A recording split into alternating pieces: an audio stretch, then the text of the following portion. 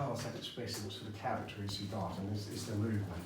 So otherwise you just become like a draw of a copying machine, you know. Don't go ahead until you've got that sort of sense of what's trying to be expressed, assuming it's a good word you're working from. Whereas this one here, let's compare these really with different icons. This is an early Russian one with his almond-shaped eyes. So that's painted in Russia. It's influenced by Byzantine work.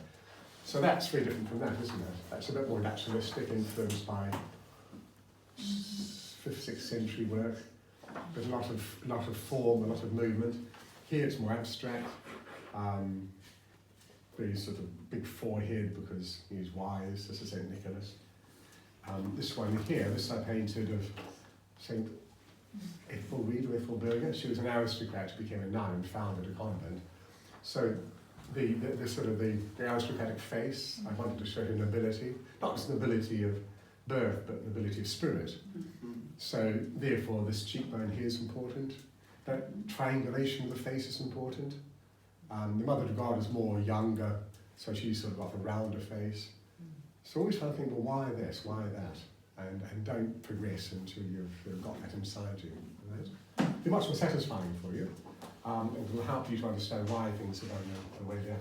So the emphasis on this, what would you say, what part of that face is emphasised in the way that the style I've used? Eyes. Yeah, exactly. So then, why the eyes, and how they do it? I've done the brows, almost like a semicircle, and when you have a circle, you're always drawn to the inside, the centre. So that arch there draws you to the eye, and that's the darkest part. So immediately you're drawn to that, whereas everything else, apart from these little bits of black. But the forehead is always kind of mesmerizing me. It's just like massive. Yeah. So often fathers of the church, teachers of the church, have a large forehead. If it's not necessarily larger, that is a bit larger, but sometimes it just looks larger because they've got hair there. So that's sort of showing intelligence or teaching ability, whatever. Okay.